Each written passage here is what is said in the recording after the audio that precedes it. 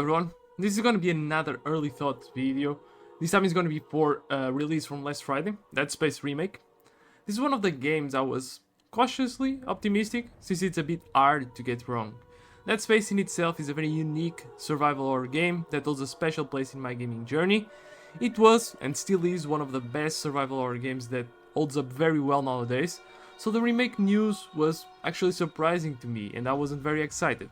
Although, after having played almost 4 hours and seen 3 chapters worthy of content, I can confidently say I wouldn't be able to play the old Dead Space from, I guess it was from 2012 or something. There are subtle changes here, but there are also some pretty big improvements that make this remake the best way to play Dead Space in 2023. Early Thoughts videos' objective or goal is not only to offer a fresh and early perspective on how a game's early hours are, but also how to highlight any early performance issues and my overall opinion. With this, you can also see if a game's early hours are usually a bad or a good indicator for the overall score for a game. What I mean by this is, even though the general thoughts for a game might be positive, the first early hours usually are the refund window hours, which are critical in understanding the quality of a game. It's very well known for developers to pad the first 2 or 3 hours so players don't get a sense for issues in the game, usually in games which the developers are not confident in its delivery. It's also good to see whenever early thoughts differ from the full review thoughts, which means that games can have a weak or a strong beginning, but then fall off or ramp up. Getting into the topic of the video, the first 4 hours of Dead Space Remake have already surprised me in a positive manner, and Steam reviews along with other media goes in line with my opinion. It's a very faithful remake that it's not afraid of adding new and interesting ways to highlight the Dead Space lore.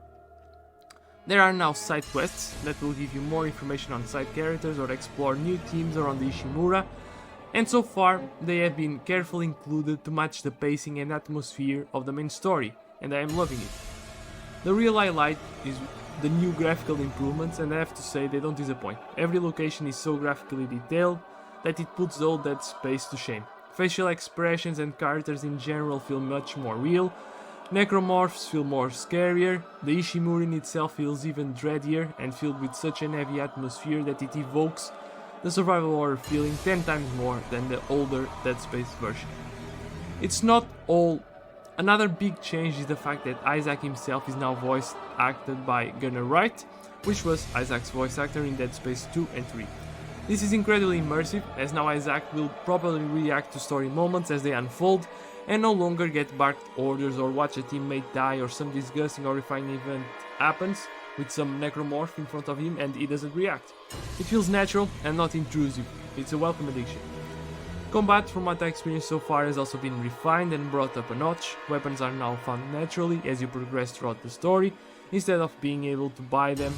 Their introduction makes sense considering the conditions of the story you are going through at the moment you receive them. My overall early thoughts are very positive, and I can't wait to dive in again and complete this masterpiece a second time. My full review will cover not only the normal playthrough, but also a new game plus, as Motive have said that there is a new secret ending, along with few other gameplay changes that happen solely on New Game Plus. I hope that you enjoyed this very short video on my early impressions for Dead Space Remake, and stay tuned for the full review coming up to the channel shortly. If you enjoy the content, leave a like, subscribe.